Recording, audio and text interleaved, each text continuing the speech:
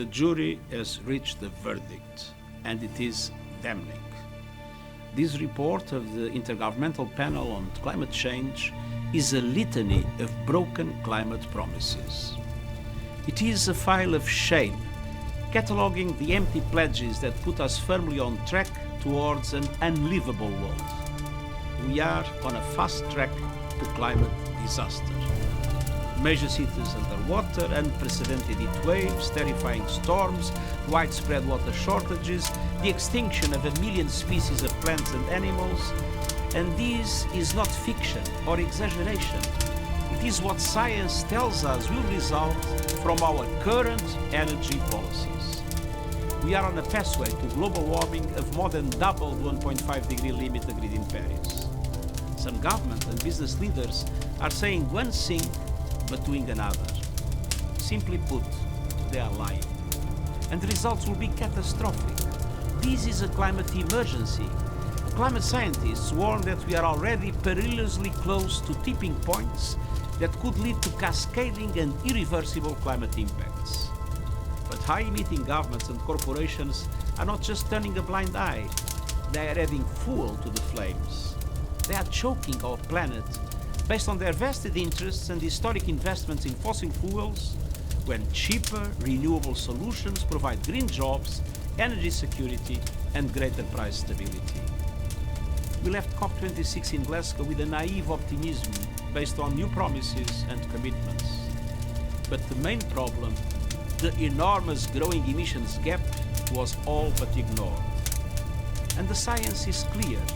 To keep the 1.5 degree limit agreed in Paris within reach, we need to cut global emissions by 45% this decade.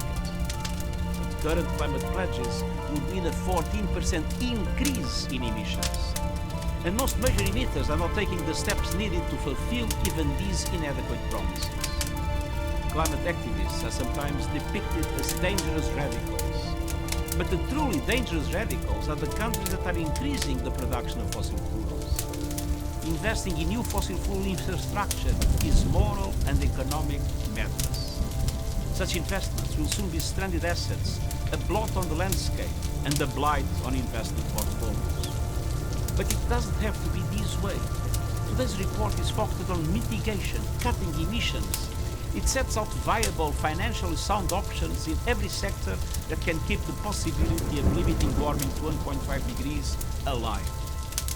First and foremost, we must triple the speed of the shift to renewable energy. And that means moving investments and subsidies from fossil fuels to renewables now. In most cases, renewables are already far cheaper. It means governments ending the funding of coal, not just abroad, but at home.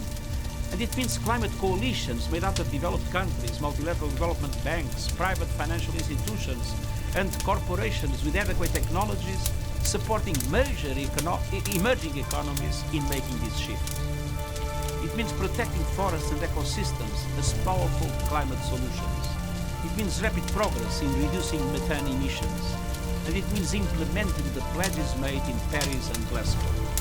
Leaders must lead. But all of us can do our part. We owe a debt to young people, civil society, and indigenous communities for sounding the alarm and holding leaders accountable.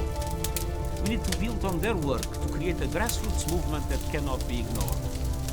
If you live in a big city, a rural area, or a small island state, if you invest in the stock market, if you care about justice and our children's future, I am appealing directly to you. Demand that renewable energy is introduced now at speed and at scale.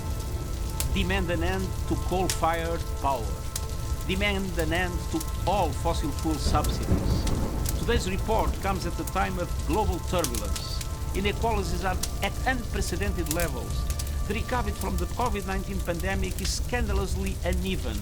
Inflation is rising, and the war in Ukraine is causing food and energy prices to skyrocket. But increasing fossil fuel production will only make matters worse. Choices made by countries now will make or break the commitment to 1.5 degrees. A shift to renewables will mend our broken global energy mix and offer hope to millions of people suffering climate impacts today. Climate promises and plans must be turned into reality and action now. It's time to stop burning our planet and start investing in the abundant renewable energy all around us.